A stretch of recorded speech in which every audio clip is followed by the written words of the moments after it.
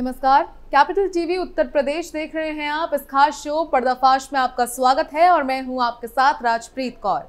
आज पर्दाफाश में आपको बताएंगे कि कैसे बीजेपी कार्यकर्ता को मिली सरतन से जुदा की धमकी। आखिर क्या थी इसके पीछे की वजह और किसने दी ये धमकी, हर एक चीज आपको बताएंगे और सारे सवालों से पर्दा भी उठाएंगे। आज इसी मामले पर विस्तार से बात करेंगे, साथ ही बताएंगे ऐसे ही कुछ और मामलों के बारे में। तो चलिए बिना देरी किए शुरुआत करते हैं।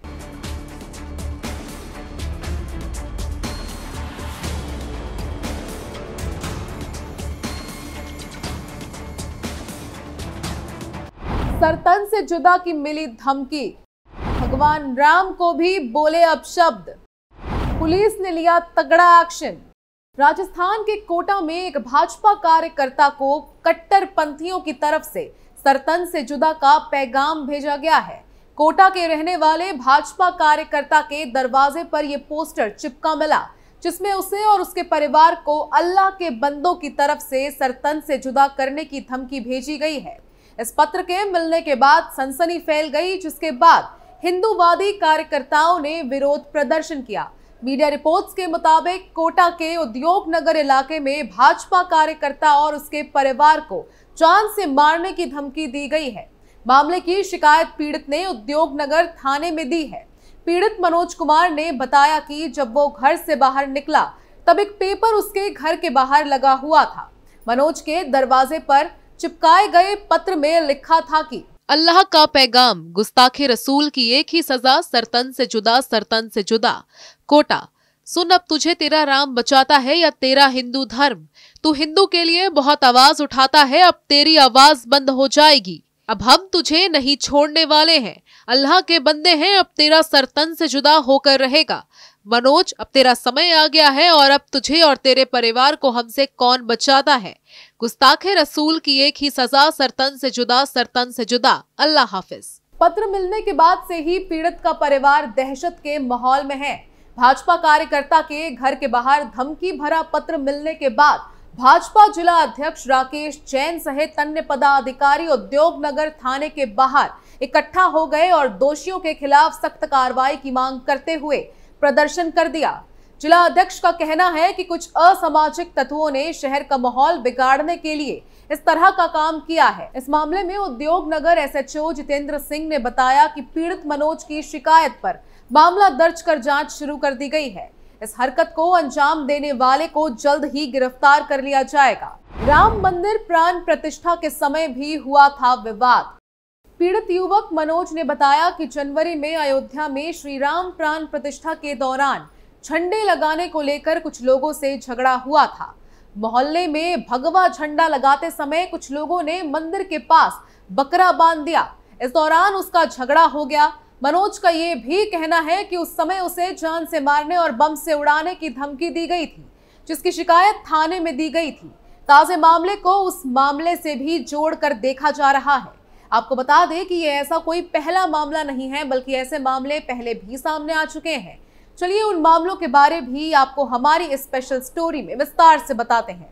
दरअसल अभी कुछ समय पहले खबर आई थी, जहां उत्तर प्रदेश के जौनपुर जिले के बोधपुर गांव निवासी भाजपा के किसान मोर्चा के पूर्व जिला अध्यक्ष प्रमोद यादव की गोली मारकर हत्या कर दी गई। आपको बता दें कि मौजूदा समय में भाजपा संगठन के जिला महामंत्री थे। घटना को लेकर इलाके में हड़कंप मच गया। मौके पर अफरा तफरी का माहौल रहा। भाजपा नेता की हत्या की जानकारी मिलते ही पुलिस महकमे में खलबली मच गई। बता दें कि प्रमोद यादव को अज्ञात बदमाशों ने गुरुवार की सुबह उनके घर के बाहर ही गोली मार दी थी। बदमाशों ने उन्हें 3 गोलियां मारी और घटनास्थल से कुछ दूर आगे बाइक छोड़कर फरार हो गए। वहीं प्रमोद को जिला अस्पताल ले जाया गया और ले जाते समय रास्ते में ही उनकी मौत हो गई। मौके पर बदमाशों की बाइक को कब्जे में लेकर पुलिस जांच में जुटी है। मौके पर पुलिस अध्यक्ष डॉक्टर अजय पाल शर्मा भी पहुंचे। दरअसल प्रमोद यादव भाजपा किसान मोर्चा के पूर्व जिला अध्यक्ष थे। इसके पहले 2012 में वे मल्हनी से भाजपा के टिकट से 2 बार विधानसभा का चुनाव लड़ चुके हैं। घटना की सूचना पर मौके पर भाजपा नेताओं का जमावड़ा लग गया। वहीं लोगों में तरह तरह की चर्चाएं भी होने लगी थी। प्रमोद के पिता की भी 1980 में गोली मारकर की गई थी हत्या। बता दें कि प्रमोद यादव के पिता राज बली यादव की भी वर्ष 1980 में गोली मारकर हत्या की गई थी। वे जनसंघ से जुड़े थे। शाम को हल्की बारिश में वे शहर से एक मित्र के साथ मुरकटवा आए थे। वहां से बाइक छोड़कर पैदल घर जा रहे थे, जहां पहले से ही घात लगाए बैठे बदमाश ने उन्हें गोली मारकर मौत के घाट उतार दिया। वे एक बार जनसंघ के टिकट पर रारे विधानसभा से चुनाव लड़े थे, परंतु हार गए थे। हालांकि यूपी के जौनपुर में बीजेपी नेता प्रमोद यादव हत्याकांड में शामिल 2 शूटरों को पुलिस ने गिरफ्तार कर लिया। दोनों की गिरफ्तारी मुठभेड़ के बाद हुई। मुठभेड़ में एक शूटर के पैर में गोली लगी है। मुख्य आरोपी विजय यादव को पुलिस पहले ही गिरफ्तार कर चुकी है। बता दें कि 7 मार्च की सुबह थाना क्षेत्र के बोधपुर मोड़ पर बीजेपी नेता प्रमोद यादव की बाइक सवार बदमाशों द्वारा गोली मारकर हत्या कर दी गई थी। वारदात को उस वक्त अंजाम दिया गया जब बीजेपी नेता अपनी ब्रेस कार से जौनपुर के लिए निकले थे। गोलियां लगने के बाद गांव के लोगों ने उनको जिला अस्पताल पहुंचाया, जहां डॉक्टरों ने प्रमोद यादव को मृत घोषित कर दिया। इस घटना से जौनपुर से लेकर लखनऊ तक हड़कंप मच गया था। बीजेपी के बड़े नेता मृतक प्रमोद यादव के घर पहुंचे थे। हालांकि उस पर तगड़ा एक्शन लिया भी गया और अपराधियों को एनकाउंटर में मार गिराया गया। मुठभेड़ के बाद शूटर गिरफ्तार। इस मामले में पुलिस ने बताया कि थाना सिकरारा, मड़ियाहू व बक्सा की संयुक्त पुलिस टीम हत्याकांड का सफल अनावरण करते हुए मुकदमे में वांछित अभियुक्तों को मुठभेड़ में गिरफ्तार किया गया।